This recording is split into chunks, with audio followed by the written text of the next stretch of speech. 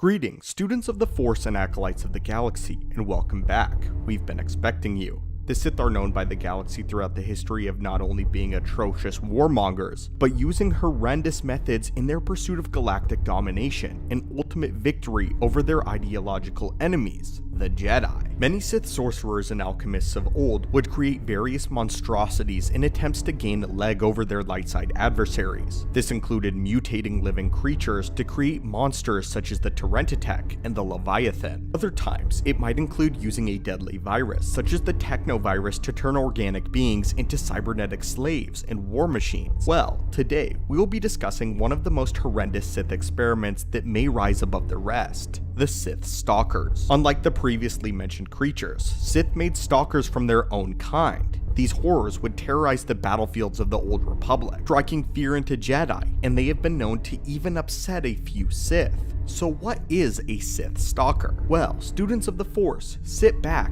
as we open up yet another Sith holocron, as today we will tell you about the Sith Stalkers and how Starkiller almost became one. One image of the Sith Stalker and you'll recognize the armor almost immediately. It is one of Starkiller's most famous looks, but also the helmet design takes influence from the Mandalorians, as well as the Ubi's warriors. So let's take you through the process of how one of these would be made and constructed. We start by watching Sith Lords pursuing the aftermath of a large battle. Bodies are strewn everywhere, but through the Force, they can still sense something. That something is suffering. Not just any suffering, but a great deal of pain, as one of their own is attempting to use the dark side to keep themselves alive, holding on to it, fighting through their grave injuries. A small search later, and they might come across an acolyte, or perhaps an apprentice that has survived the battle, but is laying on the ground heavily damaged from it, disfigured from beyond repair. He could be missing entire chunks of his body, and barely even alive,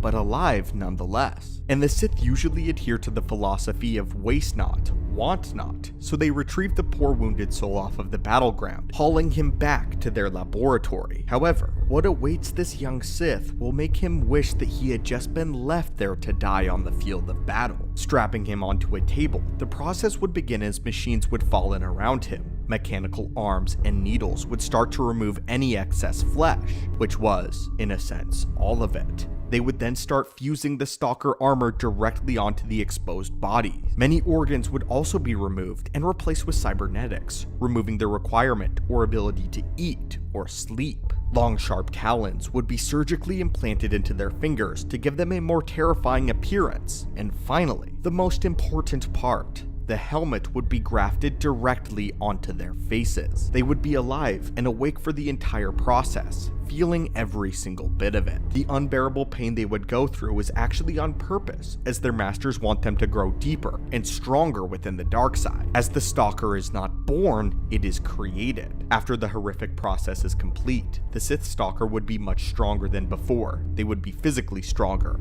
faster, more agile, and very powerful in the Force. Their gloves and talons would be built in a way that would allow them to continue to use Force lightning without it backfiring. This entire process reminds me of Darth Vader's transformation. Perhaps Sidious used the information about the Sith Stalker creation to make Vader. Well, unlike Vader, the Stalkers did not require an automatic breathing system and could breathe on their own, which came out as ragged and wheezing breaths through their faceplates. The Sith Stalkers would now be a part of their own private sect of the Sith army. Their masters and lords would dispatch them to take care of Jedi targets, or even kill off their Sith, of whom the masters perceived as rivals. The Sith assassins of the Inbaran Academy had nothing on the absolute weapons of war that were the Sith Stalkers. Their terrifying appearance helped strike fear into their Jedi targets, which, as you know, is a powerful tool to employ against a light side wielder. Keeping them too distracted will impede their ability to touch the Force, and terrifying the Sith Stalkers truly were. From their appearance to their movements, as well as a Stalker's tendency to collect lightsabers as trophies, they were truly masters of the art of killing Jedi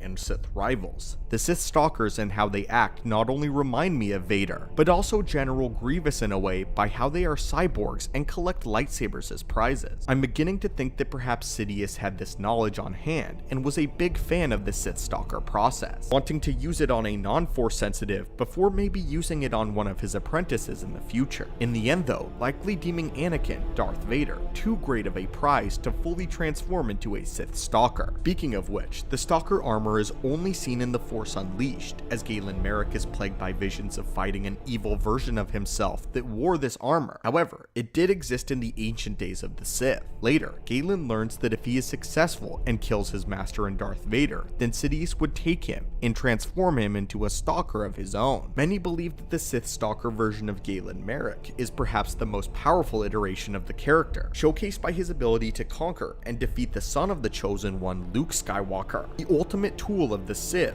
Nothing like a full-blown apprentice, with their mental state being far too deteriorated. Still though, it is appropriate of the dark side and the ancient Sith that they did not let their near-dead apprentices go to waste, and had a terrifying plan for those that survived the battlefield. It's also interesting, of course, that Darth Sidious took huge inspiration from this process on General Grievous, Lord Vader, and in Legends continuity, even attempted to do so and was successful with Starkiller himself. In my opinion, this is one of the darkest and most sadistic aspects of all of Star Wars lore, and showcases the true brutality of the Sith, the way of power, and the way of suffering, with this in itself being an aspect of the Sith in Star Wars lore that I would love to see highlighted in some media one day. But anyway, my friends, students of the Force and acolytes, did you know what a Sith Stalker was before this video? Were you aware that this is the ultimate fate of another alternate version of Galen Marek and Starkiller? What are your thoughts on the story of the Sith Stalkers? Outside of The Force Unleashed, there isn't a whole lot of information about these strange warriors. Again though, they do exist. But if you like what you saw and want to see more videos like this in the deep Sith lore, be sure to force crush that subscribe button and comment down below what other topics you'd like to see on the channel.